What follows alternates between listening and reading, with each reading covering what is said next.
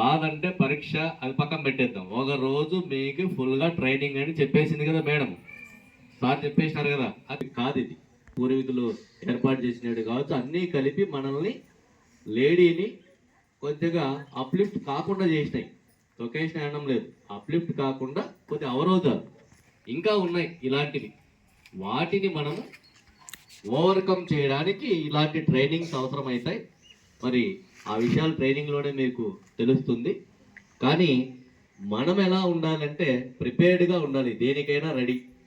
ఇంతవరకు మీకైతే ఒక బాధ లేదు, ఇంట్లో మీరు లేరు, నిజమే పెళ్లి చేస్తారేమో అనే ఆలోచన మీకు ఉండకూడదు. మీరు ఒక సేఫ్ హ్యాండ్స్లో ఉన్నారు. సేఫ్ హ్యాండ్స్ ఏనా? ఏమైనా ఇబ్బందులు ఉన్నాయా? Nothing, no. నో అని మా వాళ్ళు బాగా చెప్తారు మేడం, ఎస్ అని నో అని బాగా చెప్తారు. మరి నోనే కదా, సో మనకి అబ్స్ట్రక్షన్స్ ఏం లేవు, చదువుకోవచ్చు, హ్యాపీగా తినచ్చు, ఉండొచ్చు. ఏదో హెల్త్ ప్రాబ్లం అవి ఉంటే ఒక ఏఎన్ఎం ఉంటుంది, ఆడిపించే ఒక ఫిజికల్ డైరెక్టర్ ఉంటారు, టీచర్స్ ఉంటారు, నైట్ మీతో పాటు స్టే చేయడానికి కూడా అందరూ అన్ని ఫెసిలిటీస్ ఉన్నాయి, గవర్నమెంట్ కల్పించింది. మరి మనమేం చేయాలంటే, మన కోసం కాదు ఈ టాపిక్. మేడం వాళ్ళు ఎందుకు ఇక్కడి వరకు వచ్చినారంటే మీకు అవేర్నెస్ చేయిస్తూ మీ ద్వారా మీ పేరెంట్స్కి, వాళ్ళ ద్వారా మీ గ్రామానికి చెప్పలేదా. గ్రామంలో ఎక్కడైనా చైల్డ్ మ్యారేజ్ జరుగుతుందంటే ఇన్ఫర్మేషన్ ఇవ్వడమే కాదు, చైల్డ్ మ్యారేజ్ జరుగుతుందనడానికి ముందు ఆ ఊర్లో ఫస్ట్ తెలిసేది ఎవరికంటే పిల్లలకే తెలుస్తుంది. మీ ఫ్రెండ్స్ ద్వారా తెలిసిపోతుంది, ఆ బాబు పెళ్లి చేస్తున్నారంట. అంగన్వాడీ వాళ్ళకు తెలియదు, ఐసిడిఎస్ వాళ్ళకు తెలియదు, లేకపోతే టీచర్స్ కూడా తెలియదు. కానీ పియర్ గ్రూప్ అంటారు, ఫ్రెండ్స్, ఎప్పుడో ముందే తెలిసిపోతుంది మీకు. మరి ఫ్రెండ్షిప్ ఉంటుంది, ఫ్రెండ్షిప్లో ఏం చేయాలా? ఆమెకు మేలు చేయాలా, కీడు చేయాలా? మేలు చేయాలి కదా. నీ ఫ్రెండ్కి మంచి చేయాలనుకుంటే నువ్వేం చేయాలా? ఫస్ట్ నువ్వే చెప్పాలా, బయట చెప్పే పని లేదు, అది సీక్రెటే కదా. ఫస్ట్ నువ్వు అవేర్నెస్ కల్పించాలా, ఎవరికి? ఫ్రెండ్కి. తర్వాత మీకు తెలియని విషయాలు ఏం కాదు, చదువుకుంటే ఎలా ఉంటుంది, ఎలా ఇంప్రూవ్ అవుతాం అనేదంతా మనకు తెలుసు కదా. తెలియదా ఏమవుతాం అనేది? ఎందుకంటే మన దగ్గర ఎగ్జాంపుల్స్ ఉన్నాయి. ఈ స్కూల్ నుంచి చదువుకున్న వాళ్ళు ఇంటర్ ఎక్కడ పోయినారు, ఆర్టీటీ ద్వారా కొద్దిమంది సెలెక్ట్ అయినారు, డైరెక్ట్గా పోయినారు, ఆ తర్వాత మంచి మంచి పొజిషన్లో ఉన్నారు. మరి వాళ్ళ మాదిరి మేము కూడా కావాలి అన్నప్పుడు ఫస్ట్ మీ ఫ్రెండ్కి, అంటే వాళ్ళ పరిస్థితులు బట్టి ఏదో చేస్తుంటారు, నీకు తెలుస్తుంది. మొదట చెప్పాల్సింది అమ్మాయికి అవేర్నెస్ కల్పించాలా. ఎవరికి? నీ ఫ్రెండ్కి. ఇలా అయితే కష్టమవుతుంది. ఆమె ఏం చేస్తుంది? వీలైతే తల్లికో తండ్రికో చెప్పేస్తుంది నాకు వద్దు అని. ఒక స్టెప్ వేయచ్చా? సెల్ఫ్ అవేర్నెస్ ఒకటి. రెండవది, ఎవరైతే ఆ ఇబ్బందిలో ఉన్నారో వాళ్ళకి అవేర్నెస్ కల్పించడం రెండవది. ఇలాంటి సొసైటీ ఎక్కడుంది? మన ఇళ్ళ మధ్య ఉంది. ఇలాంటి పేరెంట్స్ ఎక్కడ ఉన్నారు? మన ఇళ్ళ మధ్యనే ఉన్నారు. వాళ్ళకు కూడా చెప్పచ్చు, వింటారు. నువ్వు చదువుకొని మంచి మార్కులు తెచ్చుకుని కేజీబీలో సీట్ వచ్చిందంటే నీకు క్రెడిబిలిటీ ఉంటుంది, అవునా? పక్క స్కూల్కి పోయే వాళ్ళకో, పెద్దవాళ్ళ స్కూల్ పోయే వాళ్ళకో, లేకపోతే చిత్రచేడు పోయే వాళ్ళకో లేని ఫెసిలిటీ, లేని క్రెడిబిలిటీ నీకు ఉంటుంది. నువ్వు ఊరు లేకపోతే ఆ పాప కేజీబీలో చదువుతుందంట అంటున్నారా లేదా? అనడం లేదా? ఎందుకంటే ఆ ఊర్లో 50 మంది పిల్లలు 6వ తరగతిలో ఉంటే కేవలం ఒకరో ఇద్దరు ఇక్కడికి వచ్చింటారు, అంతేనా? లేదా 5వ తరగతిలో ఒక చిన్న గ్రామంలో 10 మంది కలిసి చదువుకే అంటే ఒక్కరు ఇక్కడికి అడ్మిషన్ వచ్చింది, ఎవరైనా గ్రహిస్తారు. అర్థమవుతుందా? కాబట్టి ఫస్ట్ అవేర్నెస్ కల్పించడం, మీ ఇంట్లోన, మీ చుట్టుపక్కల, గ్రామంలో.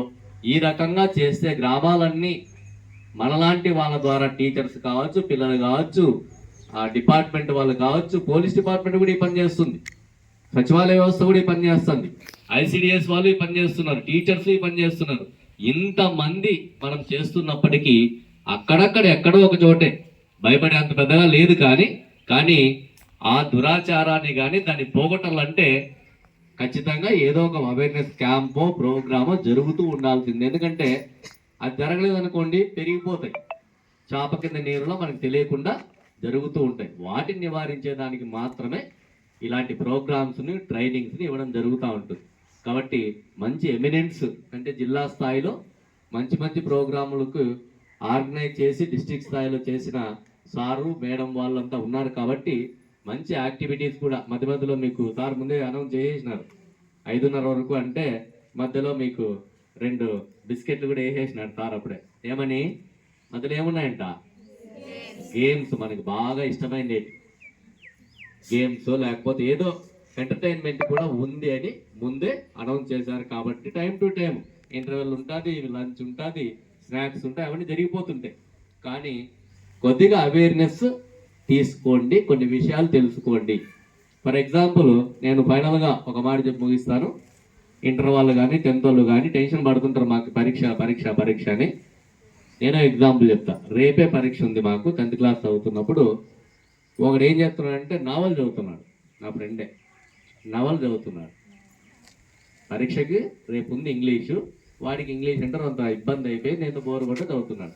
నవల్లో ఏమి ఇద్దరి మధ్య సంభాషణ ఉంది. సంభాషణ ఉన్నప్పుడు అప్పుడు ఇంకా మా కాలంలో 94 10th క్లాస్ రేటు మేము పాతకాలంలోనే.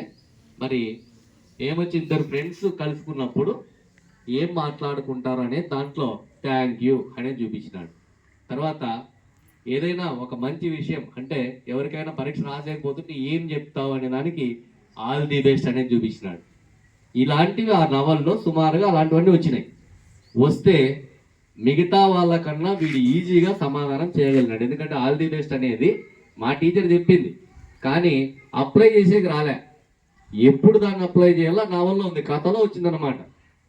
ఒక ఫ్రెండ్ ఇట్లా పరీక్ష కోసం పోతా ఉంటే వాళ్ళు ఇతర ఫ్రెండ్స్ అంతా వాళ్ళ దగ్గరికి వచ్చేసి వానికి ఆల్ ది బెస్ట్ చెప్పినారు అని కొన్ని క్యారెక్టర్స్ పెట్టినాడు. అది ఫిక్స్ అయిపోతుందా?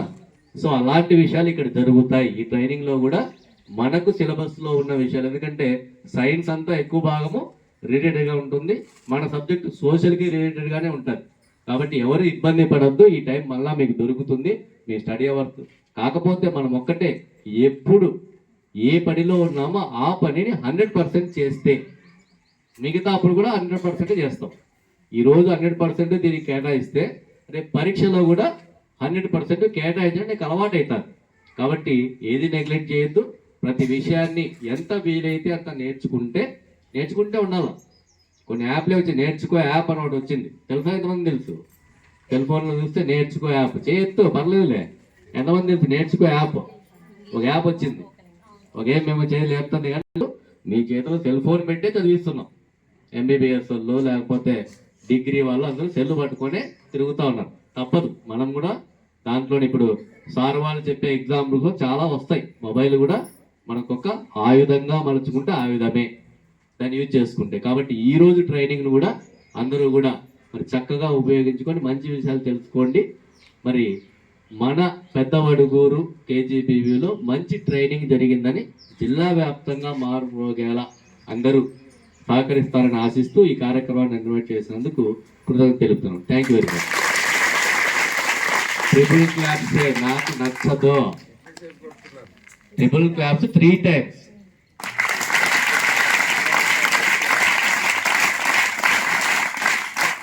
Right, only 3 times. స్టార్టింగ్